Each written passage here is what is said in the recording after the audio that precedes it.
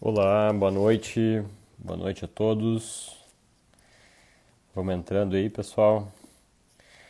Vou confessar uma coisa pra vocês, mas só enquanto tem pouca gente aí na live com a gente, que é que eu tava com saudades já. Faz tempo que a gente não faz live. Ei, Simone, e aí? Tudo bom? Então, há algum tempo já a gente não faz nenhuma live, então a gente teve uma parada para poder fazer uma atividade mais acadêmica dos nossos webinários, que foram sensacionais. A gente ainda tem mais um episódio para fazer. Mas agora a gente volta, a gente dá uma parada nesses webinários e volta com as nossas lives então. Pessoal, quem puder convidar aí os amigos e quem souber que for interessado em cirurgia bariátrica, em Mindful Eating, convida, traz para conversar com a gente, porque vai ser fenomenal. O cara que vai tá aqui comigo hoje é sensacional. Já vou apresentar para vocês, deixa eu convidar. Tá? Então, enorme, prazer enorme. Muito obrigado pela presença de todos aí. Vamos ver se o João aceita aí o meu convite para participar dessa conversa. Já convidei ele, vamos ver. Deixa eu ver aqui.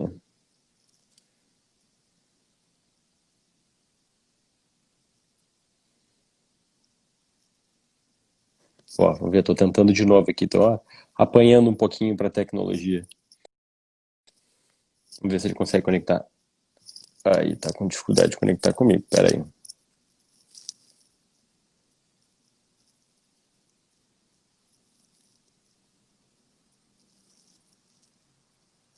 A gente vai conversar muita coisa hoje, viu, galera? Aqui, achei o João de novo. Vamos conversar muita coisa hoje, tá? Muita coisa legal, muito conteúdo. Vocês sabem que todas as lives que a gente tá falando aqui, ó, parece que tu recusou para mim aqui, João. Vamos tentar de novo. Pera aí, vou te convidar de novo.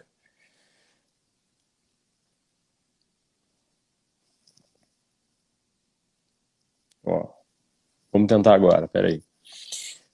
Todas as lives que a gente faz, a ideia é que tenha muito conteúdo. Aí, conseguimos. Eu aceitei todas as vezes, mas aparecia, ocorreu um erro, sei lá. Pois é. Sabe que, enfim, o importante é que a gente está aqui.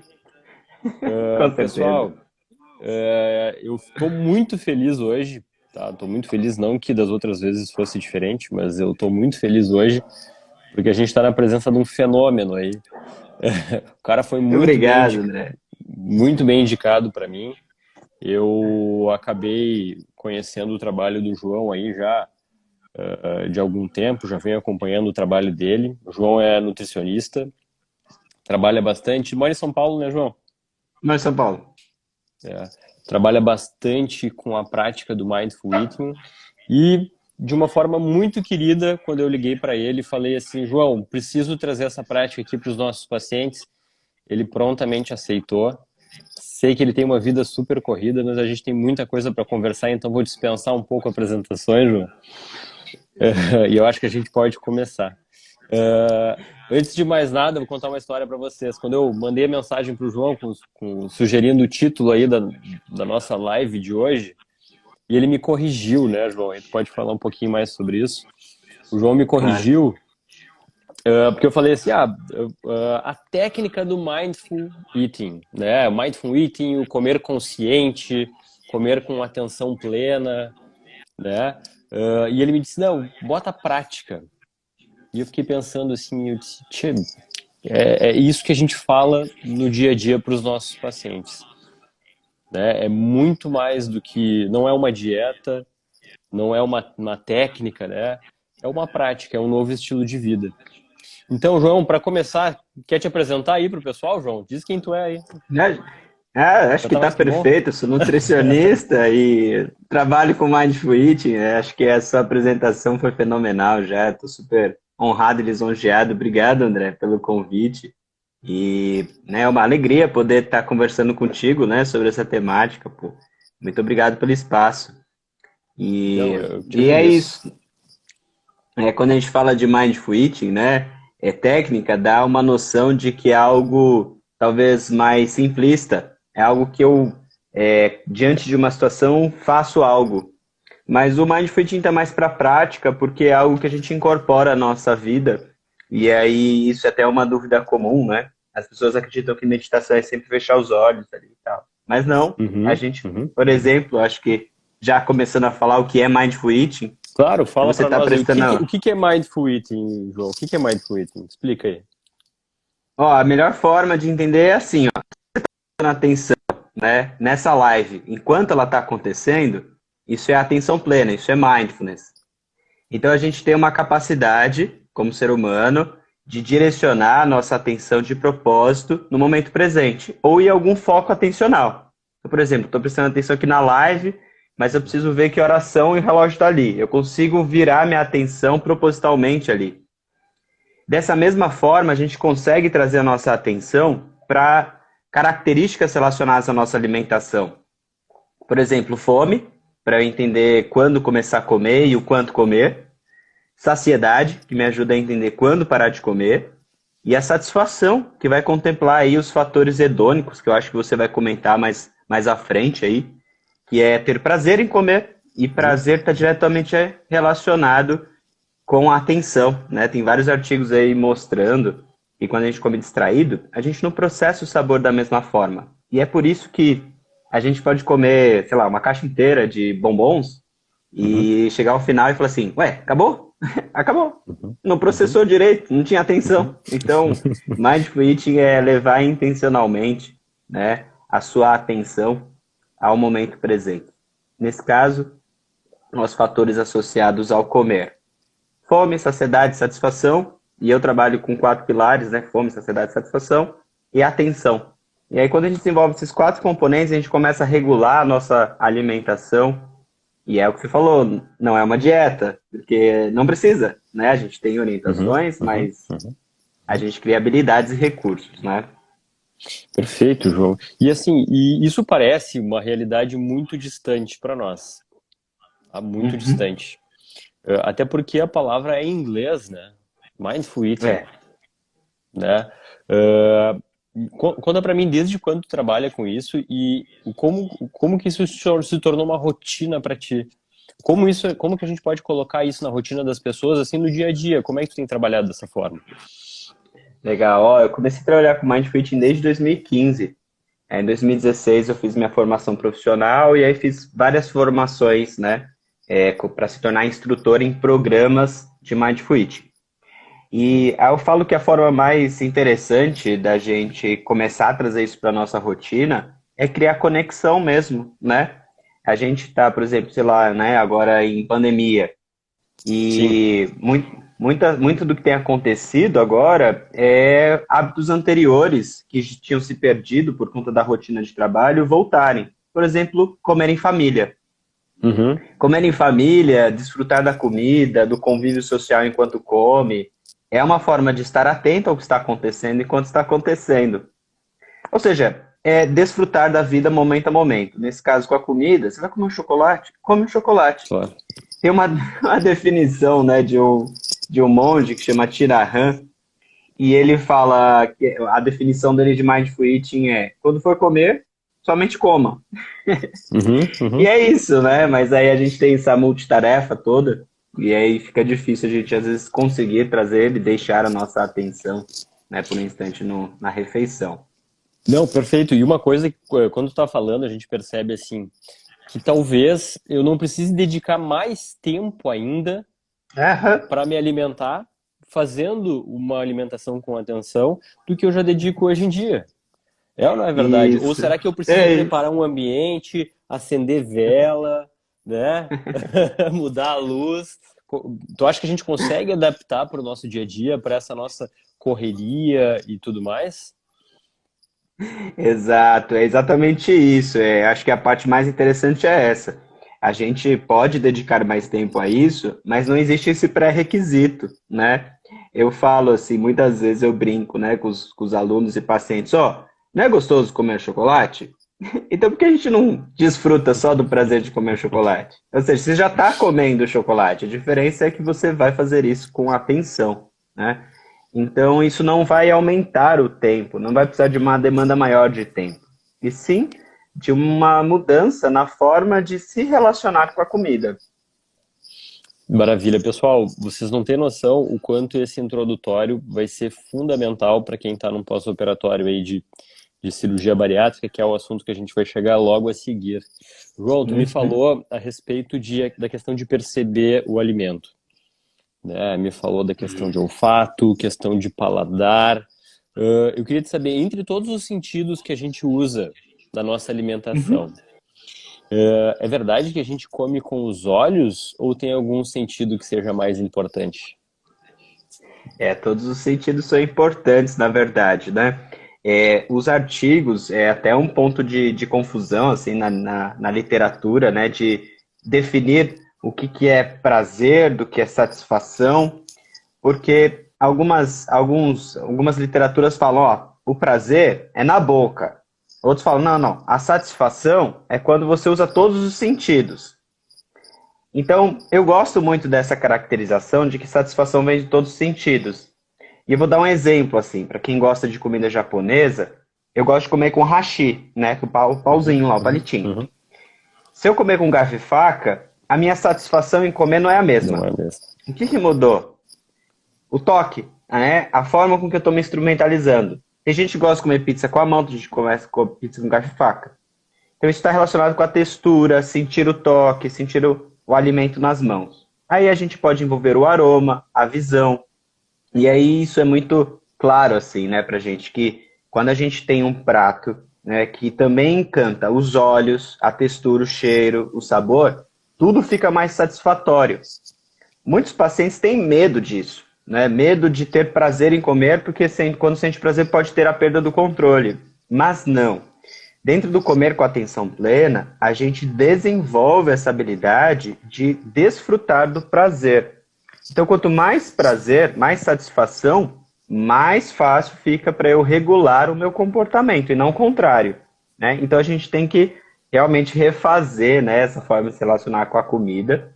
A gente tem sim essa fome dos olhos, né? Uhum. E muitas vezes a gente come só porque tá bonito, né? Eu falo assim, o melhor exemplo é quando a gente vai em algum lugar que tem aquelas vitrines, né?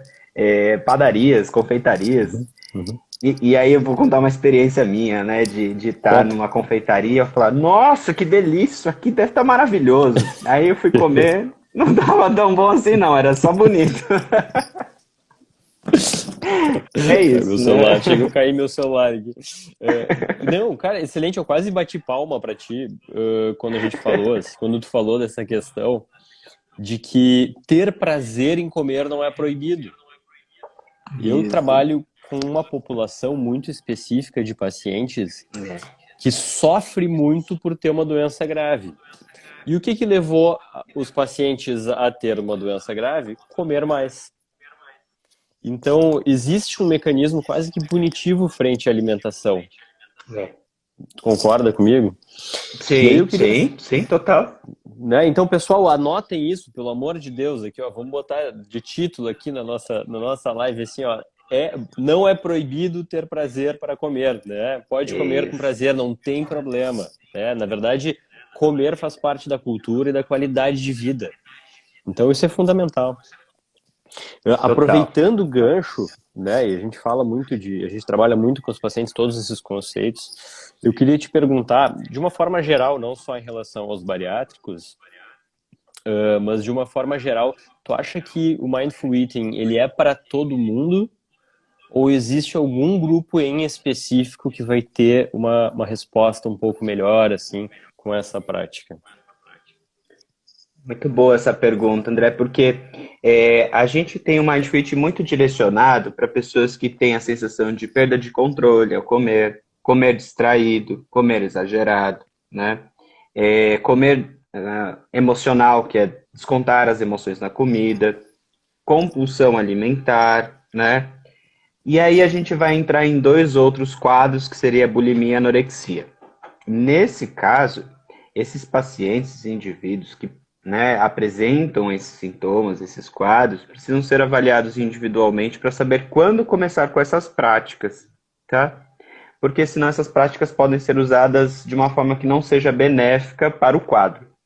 Então, para esses todos gerais que eu falei, são muito bem direcionados, a literatura é assim bem evidente em mostrar os benefícios, mas ainda para quadros de bulimia e anorexia, a gente tem que tomar um certo cuidado em quando começar, né?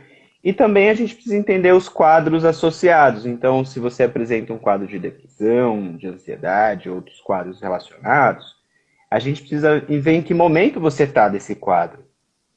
Porque pode ser que você esteja num quadro tão intenso do transtorno da ansiedade que você tenha tanta dificuldade, às vezes, na prática, e você desista dela. Então, sempre ter um suporte é bem-vindo para a gente entender em que momento é ideal para que você possa começar essa prática e levar ela para a vida, que é o que a gente quer, né? Maravilha. Não, maravilha. Isso reforça a nossa hipótese de multiprofissionalidade, multidisciplinaridade no Isso, tratamento do paciente, né? muito bem E lembrado. que a gente não vai, no caso, tá resolvendo um problema extremamente grave e multifatorial sozinho, né? Isso, Então, lembrando os pacientes que, na verdade, claro, isso é mais uma prática para um hábito mais saudável de vida, isso. e o que mais me chama a atenção é que a gente pode fazer isso para sempre. Não tem um início, um meio, um fim, não, é um hábito de vida. Então isso me chama muito a atenção. E é isso que eu queria trazer para a gente conversar um pouquinho sobre cirurgia bariátrica. Bom, primeiro vamos falar dos meus pacientes, tá, João? O paciente, quando chega Claro. para mim, geralmente ele já vem, como eu te falei, com algumas cicatrizes já de muitos tratamentos, né? E são casos graves de obesidade. Eles falharam, né, em muitos tratamentos. E vamos tentar estabelecer alguma coisa, porque a cirurgia bariátrica às vezes acaba sendo como uma das últimas opções, assim. Não deveria ser a última das opções, mas acaba sendo. Né? Ela deve ser um contínuo dentro de um tratamento, né? Não tem que ser estigmatizado mais a questão da cirurgia. Tá? E a gente sabe que a cirurgia provoca efeitos muito interessantes e que, de uma certa forma, se o paciente estiver atento, de novo, olha a atenção aí, né? Se o paciente estiver atento a esses efeitos, ele vai saber utilizar isso ao longo do seu pós-operatório, concorda comigo? Isso, perfeito. Né? Então, por exemplo, assim, quando a gente faz a cirurgia bariátrica, pessoal, a gente vai estar ali diminuindo o tamanho do estômago. Ao diminuir o tamanho do estômago, obviamente vai caber menos alimento. Né? Além disso, a gente pode acrescentar um mecanismo de desabsorção, vai absorver menos. E a gente acrescenta, e o que mais a gente estuda hoje em dia é a questão metabólica. Porque não é só pela questão de ter um espaço menor, né, João, que o paciente vai comer menos. Senão ele morreria de fome. Concorda comigo? Então a gente consegue trabalhar a secreção do hormônio da fome, a gente diminui a fome, a sensação de fome, aumentamos a saciedade, aumentamos a sensação de plenitude, né? Tem vários estudos que mostram uma aversão a alimentos muito doces ou muito salgados. Olha só. Né? Então isso é bem interessante. E eu queria discutir contigo, João, e a gente pode trabalhar agora, como é que a gente pode fazer em cada fase. Eu divido o pós-operatório da bariátrica em 3 fases, acho que eu te falei, né? Sim. E acho que a gente pode trabalhar como Mindful. Pode nos ajudar a trabalhar cada fase e a ter todo o aprendizado necessário em cada fase do pós-operatório da cirurgia bariátrica, considerando toda essa alteração metabólica que existe. Como o paciente pode sentir esses efeitos e como ele pode utilizar isso na sua alimentação. Vamos fazer isso? Muito bom. Vamos lá. Quer puxar então, aí a primeira fase? Fica aí. Primeira fase. São 3 fases, tá, pessoal? Eu volto nelas para a gente não se perder. Então, a primeira fase, tá? Qual seria? Depois que a gente opera o paciente, eu chego no primeiro dia de pós-operatório, no quarto, e pergunto: e aí, cadê tua fome? E o paciente olha para mim e diz: bah, doutor, não tenho fome. 30 ml para mim é o suficiente. Então, essa fase inicial, onde o metabolismo está maravilhoso, onde a gente tem um efeito metabólico sensacional, os hormônios estão explodindo, é uma fase que o emagrecimento vai acontecer. Então é até injusto para mim, viu, João? Porque os pacientes chegam E aí eles me dizem o seguinte: bah, doutor, eu não estou fazendo exercício, mas está perdendo peso. Eu às vezes como doce, né? Como até demais, mas está perdendo peso. Então o resultado às vezes acontece independente das atitudes do paciente. Mas isso pode cobrar ele lá na frente. Uhum. Como é que tu acha que a gente pode trabalhar o paciente para que ele interprete esses efeitos metabólicos no início para ajudar ele no controle alimentar? Porque ele tentou fazer várias dietas, tentou adaptar a alimentação antes da cirurgia e não conseguiu. Como é que tu acha que a cirurgia pode ajudar nesse sentido? Muito bom. Acho que a gente começa aí no pré-operatório, né? A gente tem vários estudos falando aí sobre uma prevalência maior nessa população do que na população que não está no pré-operatório, né? Mas nas mesmas condições, mais suscetível à compulsão alimentar, comer de forma emocional, que é descontar as emoções na comida, né? E como o doutor André comentou, já passou por mecanismos que talvez, ou processos que talvez tenham falhado.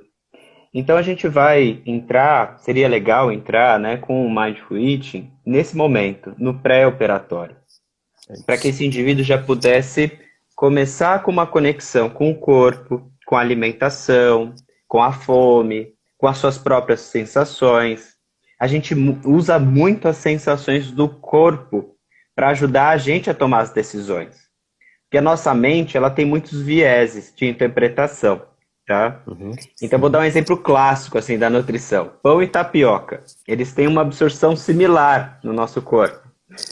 Mas se eu falar que eu como tapioca, todo mundo vai falar, ó, fitness. Você vai comer um pão francês? As pessoas vão dizer, você come pão francês e é nutricionista? As pessoas vão julgar. Mas a absorção dos dois é muito igual. Então quer dizer que os efeitos metabólicos são similares. Então, se a gente for avaliar só pela nossa mente, pela avaliação do alimento, a gente cai em muitos vieses, né? Então a gente usa as sensações do corpo para tomar essas decisões do que é melhor para a gente. Uma conexão mesmo muito íntima de você com o seu próprio corpo. E o autocuidado, né? Eu acho que o Mindful Eating, ele traz muito isso. Ele traz essa conexão com o alimento como uma fonte de cuidado, né? E através disso, esse indivíduo, a gente sabe que o Mindful Eating ajuda muito a lidar com as emoções sem usar a comida e a usar a comida para lidar com as emoções. E também ajuda muito em lidar com a compulsão alimentar, reduzir os episódios e tratar a compulsão alimentar. Então esse é um indivíduo que sairia do pré, entraria nessa primeira fase muito mais apto a lidar com a sua alimentação, porque ele já teria uma conexão maior com o alimento, com as suas próprias sensações, ele ia entender como ele estava, de repente como ele ficou, ia ter um grau de comparação e ajudar ele a seguir aí nessa primeira etapa tranquilamente, né? Excelente, João. E tu concorda comigo, João, que talvez antes da cirurgia não seria interessante a gente bater nessa tecla de pensar mais em qualidade do que quantidade? Isso.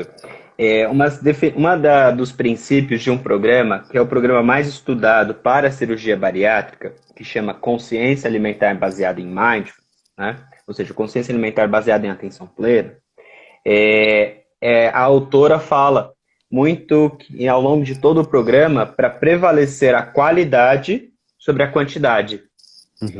E é muito interessante porque a qualidade está relacionado não só a você comprar produtos caros, orgânicos, né? Não se resume nisso. Se resume em você também, novamente, ter alimentos que agradam o seu paladar e são nutritivos para o seu corpo. Isso é a qualidade que a gente quer. Perfeito, perfeito. Isso vai direcionar esse indivíduo para essa primeira fase a sempre prevalecer a qualidade sobre a ml. Mas o que eu posso me oferecer agora? E também a lidar com seus anseios, com seus desejos, com suas vontades, né? Novamente, Mindful Eating não é uma dieta onde a gente consegue controlar tudo.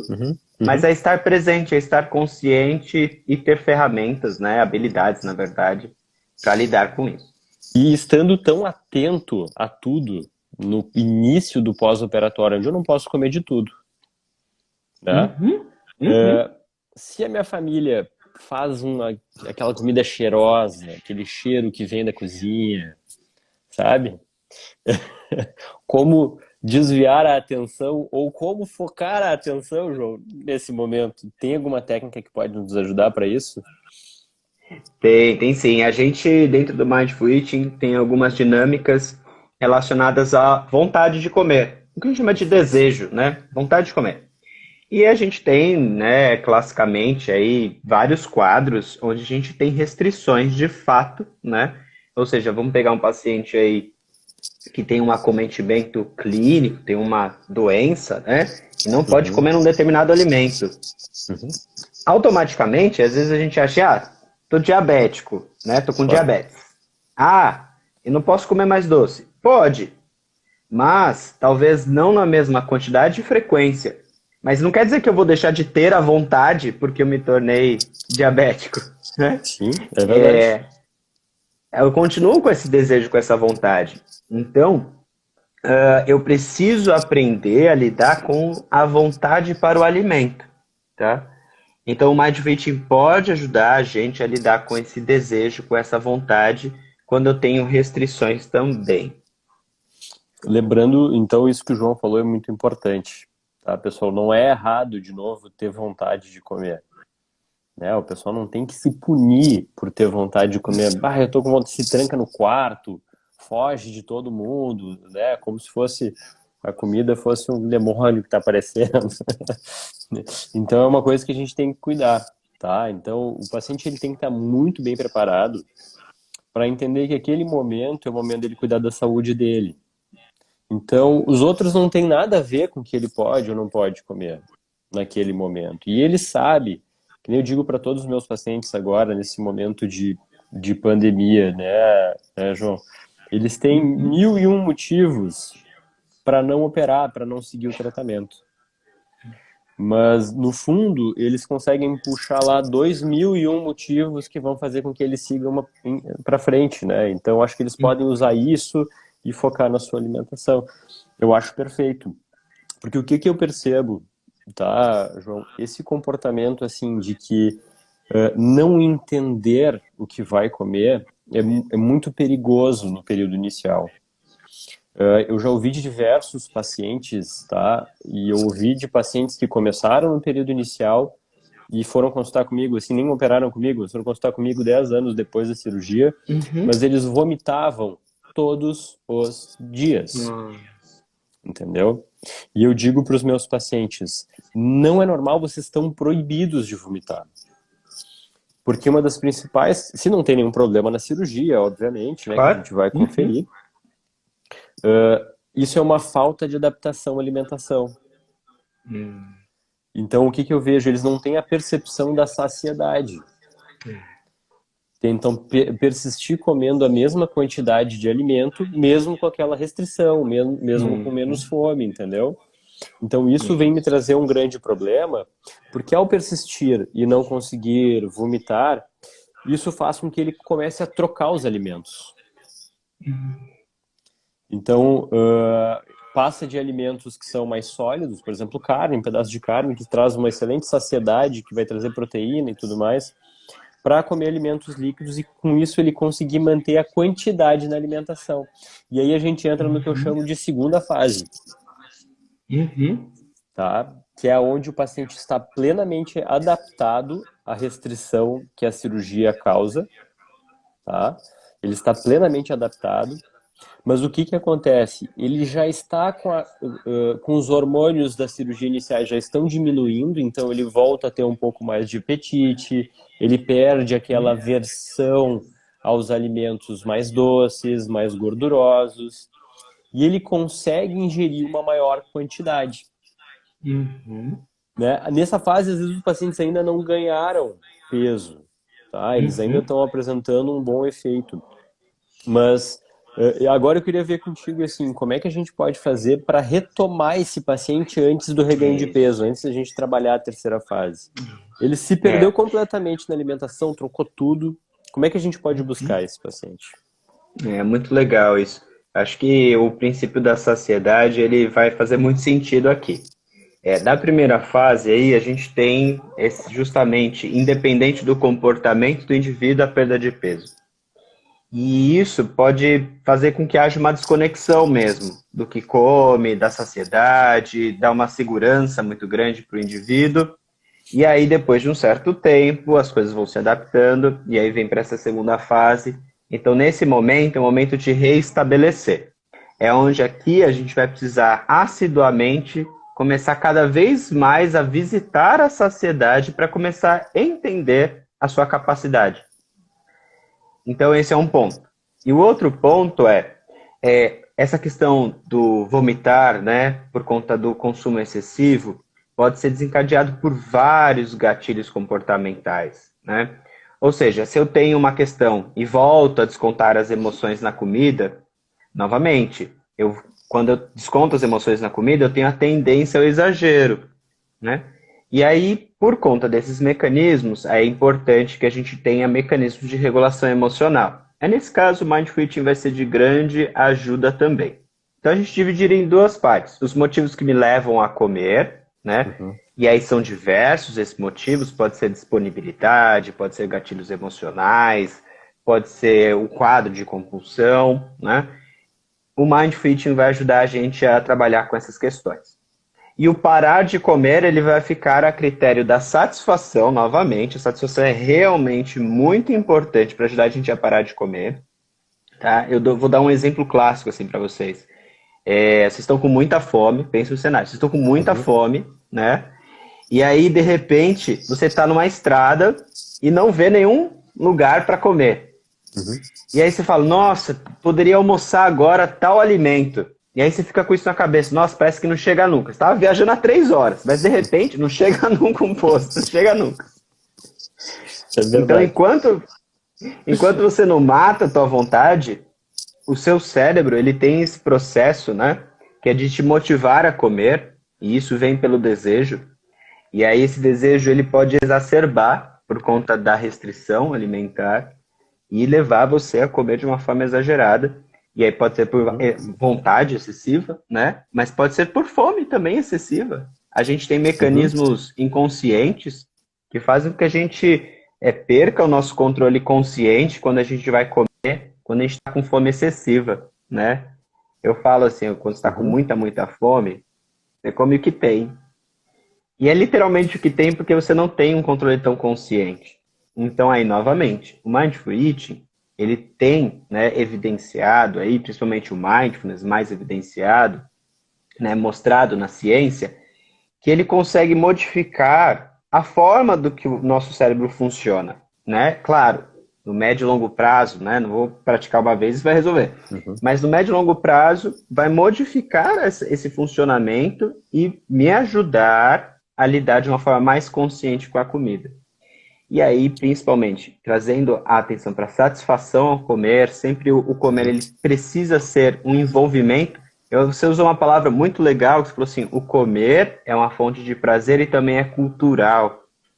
Então, a gente não come só por fome, a gente come para momentos festivos, para celebração, e isso não tem a ver com comer de forma exagerada.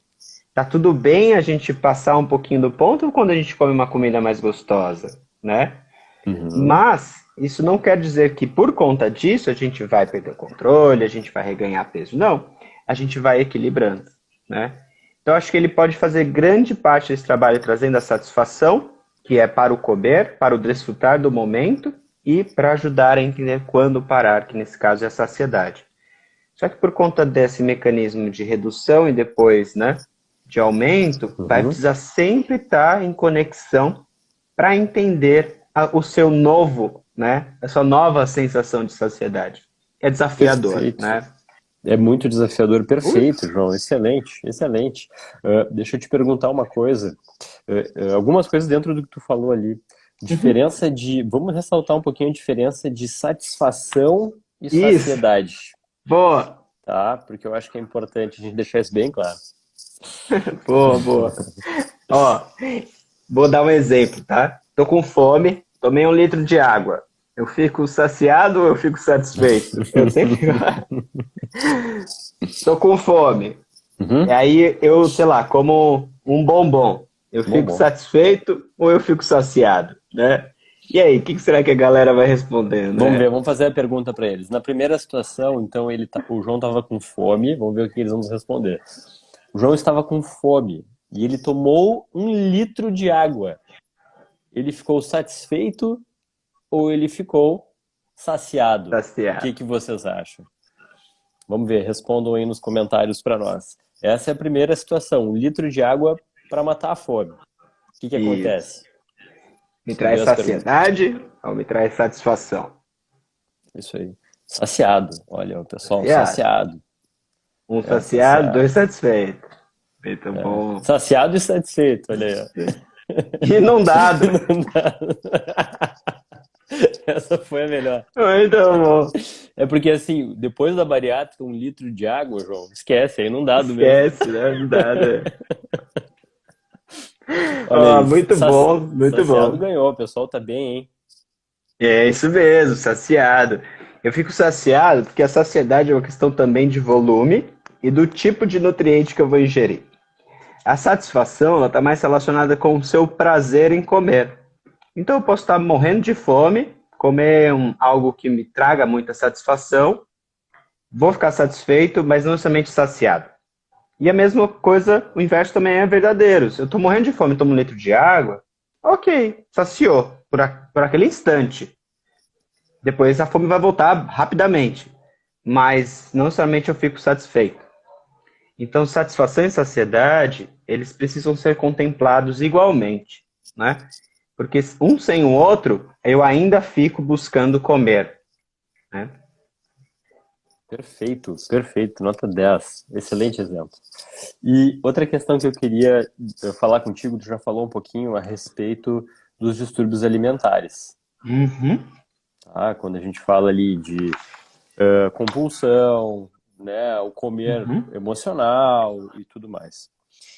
Tu acha que não entender o que está acontecendo com ele no pós-operatório, nessa fase 2 aqui ainda, tá? Não entender o que está acontecendo com o paciente, não entender o mecanismo de saciedade, não entender o mecanismo de vontade de comer, pode gerar, né, causar algum desses problemas? Ou tu acha, outra pergunta assim, que também não necessariamente é a mesma, tu acha que são estes problemas que vêm se manifestar depois? Ou seja, eu era compulsivo e agora, e por isso eu não estou entendendo a forma como eu devo me alimentar. Não sei se tu entendeu a minha pergunta. Sim, sim. Eu acho que os dois, na verdade, são verdadeiros, né? É muito... a gente vai precisar entender também os mecanismos psicológicos relacionados a isso, né? A gente tem como mecanismo psicológico, bem descrito, assim, né? O que é mecanismo psicológico? É a forma de pensar e se sentir em relação ao corpo, em relação à comida, os pensamentos, né? Então, por exemplo, eu tive uma grande perda de peso. Aí, eu tenho um grande feedback das pessoas que estão à minha volta. Só que aí, não necessariamente, eu sei ainda o peso que eu vou ficar, porque depende de muitos fatores. E muitos indivíduos acabam querendo sempre ter um controle muito grande sobre a comida, né? Como se eu pudesse controlar o tempo todo que eu como 100% do tempo. Isso não acontece com ninguém. Nem com o nutricionista. Muito menos com o nutricionista. Não? Pô, eu vou pegar Como assim? Vou pegar as nutricionistas que trabalham comigo aí, viu? Elas me mentem. Então. Elas estão me mentindo. Não tem Nós vamos como. conversar essa semana aí, viu? Reunião agora, reunião de diretoria. E é isso, né? A gente, o comer, na verdade, ele nunca é rígido, nunca vai ser, porque a gente não está no controle 100% do tempo. É só um ponto, assim, ó. Em um dia, a maior parte das nossas decisões, elas vêm mais do nosso sistema inconsciente do que consciente. Mais da metade das decisões. Aí fica assim, ué, parecia que eu que tomei todas as decisões do meu dia? Não, só que não. Então, é importante, né, que a gente entenda que não dá para a gente ter um controle excessivo, né, um controle extremo do que a gente come ou do nosso corpo, porque a gente tem o nosso peso e a imagem que a gente tem do nosso corpo. Então, às vezes a gente quer controlar a imagem do corpo, não somente o corpo. E aí a gente começa algumas práticas que podem desencadear aí os transtornos alimentares, ou o que a gente vai chamar de comer transtornado. Comer transtornado pode ser simplesmente eu, por conta de busca de um controle excessivo, fico muito estressado, não consigo controlar, perco controles, tenho a sensação de fracasso. Algumas pessoas Uhum. se sentem até pouco confiantes em si mesmas, assim, como se elas não pudessem confiar nelas, na sua própria alimentação. Isso é muito frequente. E aí começa a adotar práticas para lidar com isso, assim. Então, algumas práticas compensatórias, e alguns indivíduos podem, por exemplo, compulsionar, né, desenvolver a compulsão alimentar. Então, sim, isso pode ser desenvolvido nesse processo por conta, enfim, da desconexão, principalmente desses fatores que você trouxe, da fome, da saciedade, da vontade de comer, das emoções. Uhum. E um outro ponto que você trouxe também é verdadeiro. Então, eu tenho um limite depois que eu fiz a primeira fato, ali na primeira fase, né? Não consigo comer mais que 30 ml. E aí, então, eu consigo controlar esses comportamentos que estavam aí emergindo. Mas, conforme as coisas vão retornando, né, à normalidade, pode também voltar a esses quadros, né? Então tem que Uhum. ficar de olho, tem que ficar atento e sempre reportar quem tá te acompanhando aí, né? Porque não tem nada de errado com você, isso não é falta de vergonha na cara, isso não você não é falta de capacidade, né? Isso é uma questão muito humana mesmo. A gente tem um relacionamento com a comida que é muito primitivo e a gente depende disso. E a gente precisa aprender a se relacionar com isso, então não tem nada de errado caso você esteja, né, nessa situação. Fantástico, João, fantástico. Isso que tu falou me remete à nossa próxima fase, porque os nossos pacientes, o que acontece? Eles já vêm desse histórico de muitos tratamentos que não deram resultado. Então eles carregam o fracasso como se fosse nas suas costas, considerando que realmente foram eles que se colocaram nessa situação. Mas como tu colocou muito bem, né, o processo ele é muito maior do que a nossa vontade, né? Isso faz com que muitos dos nossos pacientes acabem não querendo procurar ajuda com receio de demonstrar uma fraqueza, Isso. né? Então, assim, a gente sempre estimula, assim, estamos aqui para nos resultados bons continuar com resultados bons, e no resultado ruim, estamos juntos, vamos lá, vamos para a próxima, vamos batalhar, vamos ver o que aconteceu, Isso. né? Isso. Então, isso é importante. Porque aí eu digo assim, pessoal, vamos tentar recapitular o que a gente falou até aqui, e eu acho que foi assim, ó, sensacional. João, isso dá um capítulo de livro, hein? É verdade. Olha só. Então, na primeira fase ali da cirurgia bariátrica, onde é a fase mais inicial, onde a gente não consegue comer muito, os hormônios estão agindo fortemente, a gente emagrece de qualquer forma, a gente trabalhou bastante como essa questão já deve começar, de comer com atenção, já deve começar desde o pré-operatório. Depois dessa segunda fase, a geração dos transtornos, o quanto a gente deve prestar atenção em relação a isso, e não desenvolver mecanismos nem punitivos, né? E tomar muito cuidado em relação a isso. E aí a gente vem para a terceira fase, que, pessoal, todos vão experimentar. Não quero fazer terrorismo aqui, eu vou explicar o porquê. Mas que é a fase do reganho de peso. É normal haver um pouco de reganho de peso após a cirurgia bariátrica. E o pouco, eu estou falando 10 anos, 15 anos depois, ganhar um pouco do peso, recuperar até um quarto do peso perdido. Isso acontece por vários mecanismos, porque a doença persiste, ou até pelo processo de envelhecimento da gente, que a gente vai ganhando peso. Tá? Mas alguns pacientes excedem um pouco esse limite, né? E tem várias definições para reganho de peso. 10% do peso, 25% do que tu perdeu, 40, né, um quarto daquilo que tu perdeu, ou voltar para um IMC maior que 35, tem várias definições. Mas eu considero, tá, João, isso é uma prática minha, eu considero como reganho de peso significativo aquele que afeta a vida do paciente, né? Ou que traz algum problema de saúde, ou que traz algum impacto social, ou né, do bem-estar do paciente com o seu próprio corpo. Isso.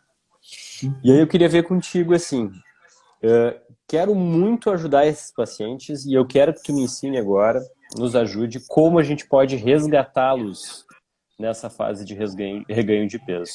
Porque esse é um paciente Legal. difícil de encarar, porque ele já passou pelo efeito da bariátrica. Como fazer agora? Como é que o Mindfulness pode nos ajudar? Isso. Eu acho que o grande lance, assim, do Mindfulness, né, de comer com atenção plena, é que acho que você usou uma palavra muito, muito legal, assim, você reforçou muito isso, que é algo que a gente leva para a vida. E a gente leva para a vida porque existe um processo muito importante, né, com os nossos pacientes, com qualquer ser humano, né? Eu vou dar um exemplo para vocês, assim, eu falo que o sonho de todo pré-adolescente, adolescente, é não pedir para os pais para fazer algo. Ou seja, todo mundo tem a necessidade básica, é uma necessidade básica de sentir autonomia. Sentir que ele é responsável por si só, por si próprio. E quando a gente é responsável, dono do nosso próprio nariz, e a gente começa a fazer algumas coisas, a gente, uau, eu consigo fazer isso, a gente tem motivação. A gente fala, uau, eu sou competente, eu consigo. Então, o Mindful Eating, ele vai ajudar a gente a ter isso, a ter autonomia. O indivíduo ser capaz de lidar com as suas próprias questões. E por que isso é tão importante? Porque é como você falou, esse indivíduo ele já passou por vários momentos, muitos desses falhos, e aí ele passou por mais um processo doloroso, né? Doloroso no sentido de, olha tudo que ele passou. Exato. E ainda agora ele pode estar se sentindo desconfortável e pouco confiante em si por não estar conseguindo manejar o seu peso. Então a gente precisa, para esse indivíduo, ajudar ele a continuar a ter autonomia, motivação, confiar em si próprio para lidar com as questões emergentes, né? Então, acho muito, muito legal quando a gente pode dar isso para esse indivíduo, porque a gente dá um presente para a vida mesmo. Ó, a mensagem que está por trás disso é: eu confio em ti, tu consegue, vamos junto. Eu vou te ensinar como lidar com isso e você vai fazer. E aí você vai conseguir manejar isso, né, para sua vida. Utilizando todos esses princípios que a gente comentou até agora, né? Mas acho que o principal aí que a gente vai precisar trabalhar, e é claro que a gente não trabalha sozinho, a gente vai precisar de uma equipe, né? Vai trabalhar tudo isso para a gente resgatar esse processo aí com o síndico. Excelente. Sabe como é que eu trabalho esse paciente? Aí tu me diz se eu tô certo ou errado, tá? Ele chega para mim com o rabinho entre as pernas, assim, sabe? Com aquela carinha, assim, tipo, não consegui, né? Então, o que eu falo a primeira coisa? O primeiro exercício que eu faço, tá, é voltar no tempo. Então, peraí, olha só, vamos voltar aqui, ó. Quanto é que tu operou? 10 anos atrás? Beleza. Então, assim, tu tinha quantos quilos? 120. Hipertenso, diabético, né, com vários problemas de saúde. Hoje tu tem quantos? Não, hoje eu tenho 115. Quase voltei ao meu peso. Então, mas peraí, se passaram 10 anos. Imagina aquele paciente do passado. Quantos quilos ele não teria no futuro, agora, no presente, né? Se ele não tivesse feito todo esse tratamento. Então eu tento fazer o quê? Né? Mostrar o quanto positivo foi todo esse esforço. Tá? Mostrar para ele assim, não, peraí, olha, valeu a pena. Tá? Talvez tem pacientes que eu atendo com reganho de peso que só estão vivos, né, por causa da cirurgia ou por causa do tratamento que fizeram, porque estão com diabetes controlado, hipertensão controlada, né? Então eu tento puxar esse reforço positivo. Eu não sei se tu acha que eu tô certo nisso. Trabalhar o reforço positivo, né? Exato, acho perfeito, porque eu acho que a gente está falando muito, o foco, né, que a gente está falando é o peso, né? Mas existe o peso, existe uma vida de um indivíduo que tem um peso, né? E aí acho que é isso. Como é o indivíduo, como você vivencia o seu peso? Eu acho que é importante a gente entender que um número na balança não define quem a gente é, né? A gente tem um peso. Ele pode trazer consequências? Pode. Mas é muito importante que a gente também veja a vida que a gente tem com esse peso. Uma vida bem vivida, né, é uma vida bem vivida. Uhum. E é isso, é importante frisar, né? Acho que a sua pontuação é muito comum os pacientes acharem que quando perdem o controle, por exemplo, isso é muito comum em dieta, né? Indivíduos que se restringem muito, aí comem alguma coisa fora do script e falam, estraguei tudo, aí segunda-feira eu começo. Esse tudo ou nada, ele é parte da mentalidade humana.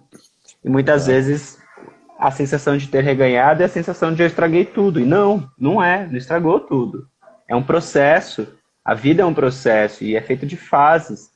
É melhor a gente entender essa fase do que ficar lutando contra ela e negando ela. Perfeito. A gente precisa se abrir para esse processo. Eu acho que isso que tu coloca, de a gente aprender a aproveitar a vida com o que a gente tem, o que está acontecendo, ver o lado bom das coisas, é muito interessante para a gente conseguir quebrar a expectativa do paciente. Porque ele veio de um tratamento extremamente eficaz e que botou ele no peso lá para baixo muito rápido. Mas agora com o reganho já não é mais bem assim. Né? Tu concorda comigo? Talvez a gente tenha que trabalhar a questão da expectativa. Olha, tu não vai perder mais 20 quilos em 2 meses, um mês, entendeu? O ganho é diário. Né? Como é que tu lida com isso também, assim? Como é que o Mindfulness pode nos ajudar a trabalhar isso? Muito boa essa pergunta. É muito boa, porque quando eu comentei sobre o peso e a imagem que a gente tem desse peso, a imagem, às vezes, ela é distorcida. Porque a imagem que a gente tem da gente, ela é uma construção de vários fatores, né?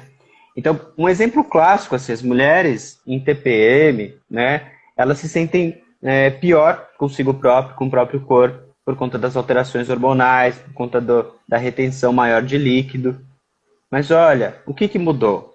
Eu posso estar um pouco maior retenção, mas talvez o meu humor esteja mais para baixo, minha estima esteja um pouquinho mais baixo. Meu corpo talvez não tenha mudado tanto, mas a forma com que eu me vejo é muito diferente. Então, é muito importante que a gente tenha, né, dentro de um acompanhamento nutricional e psicológico, a equipe multidisciplinar, olhando para essas questões também. Porque muitas vezes o que eu vejo no espelho não é necessariamente o meu corpo, é uma projeção desse corpo. Uma projeção do que eu gostaria para esse corpo. E aí a gente precisa entender isso, porque senão às vezes eu já vou estar com um peso baixo, querendo perder mais peso, ou achando que esse peso que eu perdi não é suficiente, né? E é tudo uma questão de ponto de vista. Então isso pode ser trabalhado, é importante a gente olhar para isso, para a gente entender o ponto, né, de referência do peso desse indivíduo aí. Excelente, João. Eu trabalho muito isso com os pacientes, tá? Eu falo para eles assim, que legal. Eles podem vir, quando eles chegam, eles não vão me pesar, doutor? Eu disse, não, o peso não me interessa. Como é que tu tá? Aí, qual é a minha meta? Né? Quero a minha meta de peso. A minha meta é te ver feliz. Né? Quando tu estiver feliz, né, te sentindo bem com o teu peso e com teus exames bons e tal, não tiver nenhuma doença, essa é a nossa meta. Porque quem quer chegar nos 60, esquece que tem que passar pelos 80, que tem que passar pelos 70, que é um processo, né, de perda. Então isso é muito importante. E eu queria levantar uma última questão, porque antes que o Instagram corte a gente aí, João. Eu queria levantar uma última questão. Os pacientes, quando chegam para fazer cirurgia bariátrica, alguns deles, inclusive, eles assim, desistem do processo por medo de não poder comer mais nada depois. Entendeu? O que tu tem para dizer para esse paciente? Ele acha que assim, se ele fizer cirurgia bariátrica não pode comer chocolate, se ele fizer cirurgia bariátrica não pode comer pão, se ele fizer cirurgia bariátrica não pode comer um pedaço de bolo, não vai poder tomar uma cerveja. O que tu diz para esse paciente? É importante a gente olhar para esse medo de comer. Esse medo de comer já é uma demonstração de um relacionamento difícil com a comida, que é o medo do prazer, né? Medo de desfrutar da comida. Então é importante que a gente olhe para esse medo e veja que esse medo, na verdade, ele é fruto das tentativas que muitas vezes não deram certo ou da perda de controle. Mas principalmente quando a gente tem um trabalho que permita que a gente se relacione com a comida de uma outra forma, nada é proibido. Vai ter proibições em alguns momentos, claro, é um pré-operatório, é um Uhum, pós-operatório, uhum, precisa de restrições para o uhum. cuidado, mas fora isso, nada é proibido. Eu falo, né, que quando a gente proíbe, não necessariamente a gente vai deixar de ter vontade ou querer aquele alimento. Então, quando eu permito, eu vou tentar entender. Eu posso, mas por quê? Quanto? E aí sim, eu de um lugar mais consciente, eu vou conseguir lidar com essa comida. Então, proibição não necessariamente é o que a gente vai conseguir consertar, né?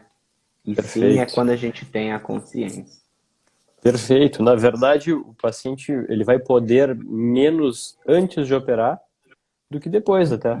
Porque se ele tiver com o peso sob controle, com nenhuma doença que proibitiva, né, a vida é uma vida normal.